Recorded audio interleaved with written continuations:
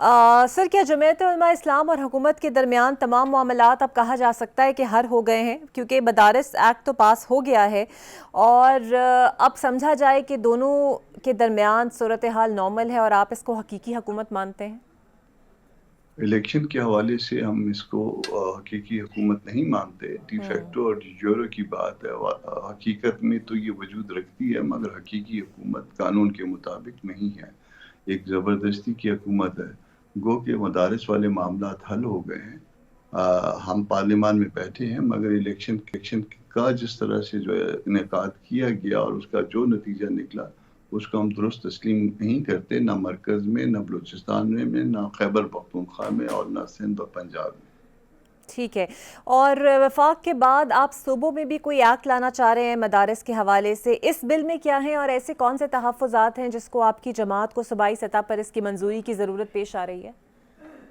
ایسا ہے کہ یہ اس میں ڈیوالو سبجیکٹ ہے. ڈیوالو سبجیکٹ کا مطلب یہ ہے کہ جو یہ ایکٹ کی جو اپلائی کر رہا ہے یہ صرف اسلام آباد کیپٹل ٹیریٹری پہ اپلائی کر رہا ہے.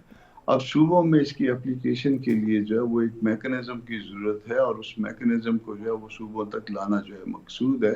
ڈرافٹ بن گیا تھا. میری کل بلوچستان میں سی ایم صاحب سے بھی بات ہوئی، اس سے پہلے مولانا صاحب نے پرائم منسٹر صاحب سے بات کی صوبوں کے حوالے سے.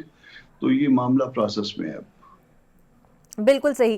اور جو حکومت اور پی ٹی آئی کے درمیان مذاکرات جاری ہیں اس کا کوئی نتیجہ آپ کو آتا ہوا نظر آ رہا ہے؟ کیا یہ کامیاب ہو پائیں گے؟ اور اگر آپ کی نظر میں ہو جائیں، نہیں ہوتے تو پھر اس کا ملبہ ہم کس پہ ڈالیں؟ ہم سنجیدگی سے یہ سمجھتے ہیں کہ یہ مذاکرات حکومت اور پی ٹی آئی کے درمیان نہیں، بلکہ پی ٹی آئی اور اسٹیبلشمنٹ کے درمیان ہے. اس کو صرف اونرشپ دینے کے لیے حکومت کے کچھ لوگ، کچھ دوست بیٹھے ہوئے ہیں پی ٹی آئی کے ساتھ. تو اگر معاملات پی ٹی آئی اور اسٹیبلشمنٹ کے درمیان طے پا گئے تو یہاں پہ اس پہ دستخط کر دیے جائیں گے، اور بظاہر جو ہے یہ اونرشپ سیاسی جماعتوں کے درمیان ہوگی یا پارلیمان کے درمیان ہوگی، مگر انفیکٹ جو ہے یہ سارے معاملات پی ٹی آئی اور اسٹیبلشمنٹ کے درمیان ہی. بالکل صحیح. اور کامران صاحب، جو یہ موقف ہے کہ حکومت کہتی ہے کہ بانی پی ٹی آئی کے ٹویٹس اور ان کے اکاؤنٹ سے جو بیانات سامنے آتے ہیں وہ مذاکرات کی کامیابی کی راہ میں رکاوٹ ہے، جبکہ پی ٹی آئی کا موقف یہ ہے کہ ٹرائل سے بھی ہمیں گزرنا پڑ رہا ہے، پابندیاں بھی ہمارے اوپر ہیں، ہم کھل کر رائے کا اظہار بھی نہیں کر سکتے، تو اگر ٹویٹ بھی نہ کریں تو کیا کریں؟ آپ کو کون سا موقف بہتر نظر آتا ہے؟ موقف تو انفیکٹ یہی ہے کہ حکومت کسی اینڈ پہ نہیں ہے، معاشرہ یہ کہ وہ بظاہر نظر آنے کے. انفیکٹ جو ہے وہ مذاکرات پی ٹی آئی اور اسٹیبلشمنٹ کے درمیان ہے، اور اگر وہاں پہ معاملات سیٹل ہو گئے تو وہ حکومت کو بھی ماننے پڑیں گے اور پی ٹی آئی بھی اس کے اوپر تصدیق کر دے گی. تو اب ایک دوسرے کو جو مرضی کہتے رہیں، جس طرح سے مرضی ایک دوسرے پہ تنقید کریں، ایک دوسرے کی تصدیق کریں، ہوگا وہ جو پیا جائے گا. بالکل ٹھیک ہے. اور جو ان کے معاملات چاہے گا وہ پیپلز پارٹی اور نون لیگ کے درمیان بھی کوئی رفٹ ڈیفینیٹلی نہیں چاہے گا، کیونکہ دونوں طرف سے آج کل تند و تیز بیانات کی بارش ہو رہی ہے. آپ کو لگتا ہے یہ اتحاد زیادہ دیر تک قائم رہ سکے گا؟ اگر پی ٹی آئی کے ساتھ بات بنی اسٹیبلشمنٹ کی تو پھر الائنمنٹ نہیں ہو جائے گی. پھر ہر پارٹی جو ہے وہ الگ الگ پوزیشن، نئی پوزیشنیں سنبھالنے کے لیے، نئے مورچے سنبھالنے کے لیے یا فوائد کے مطابق، اپنے مفاد کے مطابق جو ہے نئی الائنمنٹ میں چلے جائیں گے. تو یہ دیکھتے ہیں ابھی اس مذاکرات کا نتیجہ کیا ہوتا ہے، یا مذاکرات کا نتیجہ کوئی نکال لیا ہے اور اس کو جو ہے نا وہ کچھ ٹائم دے کے اور بظاہر جو ہے نا وہ عدالتی فیصلوں کے نیچے اور بظاہر جو ہے وہ کمیشن کی کو بنا کے جو ہے نا یہ معاملے کو جو ہے وہ سیٹل کرنا ہے. تو یہ سیٹل کر دے گی وہ گورنمنٹ کہے گی چلیں ٹھیک ہے، اور پھر اس کے بعد نئی الائنمنٹس ہو جائیں گی.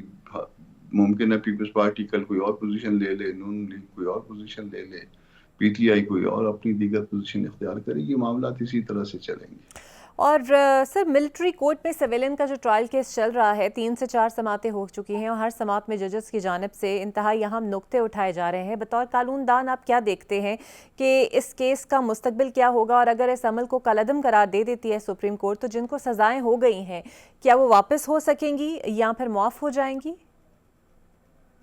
जुरिस्डिक्शन का मसला दरपेश है। पीटीआई के जो दोस्त जो इसमें फेस कर रहे हैं उनका ट्रायल बिल्कुल गलत हो रहा है। मैं कानूनदान के तौर पे भी ये कहता हूँ कि वो दुरुस्त नहीं हो रहा ट्रायल, और मैं एक पॉलिटिकल वर्कर के तौर पे या जेयूआई के तौर पे ये कहता हूँ कि ये मिलिट्री कोर्ट का ये इख्तियार नहीं है।